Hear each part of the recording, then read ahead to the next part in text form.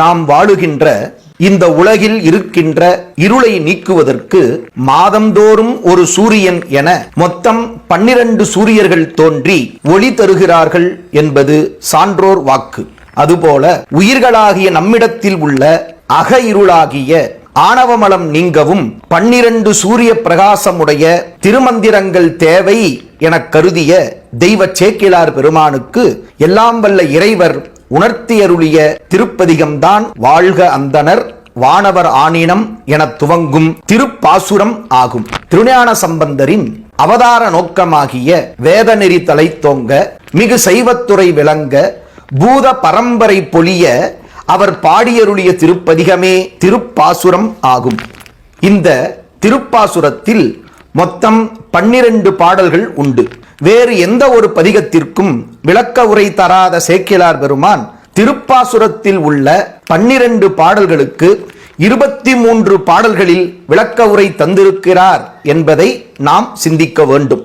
திருப்பாசுரத்திற்கு விளக்க உரை செய்தபோது ஒவ்வொரு பாடலுக்கான விளக்கத்தை நிறைவு செய்தமைக்கு அடையாளமாக சேக்கிழார் பெருமான் திருஞான சம்பந்தரின் ஒரு திருப்பெயரை சொல்லி வணங்கி மகிழ்கிறார்.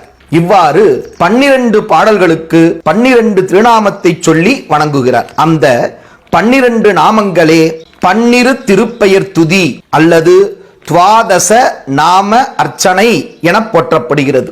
இந்த திருஞான சம்பந்தரின் 12 திருநாம துதியை யார் ஒருவர் உண்மையான பக்தியோடு காதலாகி கசிந்து கண்ணீர் மல்க ஓதி வருகிறார்களோ அவர்களுடைய அக இருளாகிய ஆணவமலச்சார்பு நீங்கி மண்ணில் நல்ல வண்ணம் வாழ்ந்து நிறைவாக வீடு வேறும் அடையலாம் என்பது உண்மை.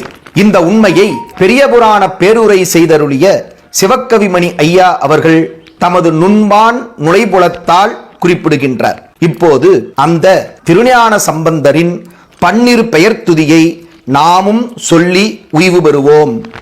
திருஞான சம்பந்த தேவே போற்றி, அருளுரு சண்பை ஆண்டகை போற்றி, விளங்கிய புந்தராய் வேந்தே போற்றி, களங்கமில் சண்பை காவல போற்றி, அரணுரு சண்பை அரசே போற்றி, விரவிய கொள்கை மேலோய் போற்றி, பெம்மான் இவனெனும் பிள்ளை போற்றி, ஓதாது உண்மைகள் உணர்ந்தாய் போற்றி, மெய்மை சேர் வேத வாயாய் போற்றி, வெம்மை தீர் வெம்குரு வேந்தே போற்றி, உமையருள் ஞானம் உண்டாய் போற்றி, விமலமார் சண்பயர் வேந்தே போற்றி போற்றி.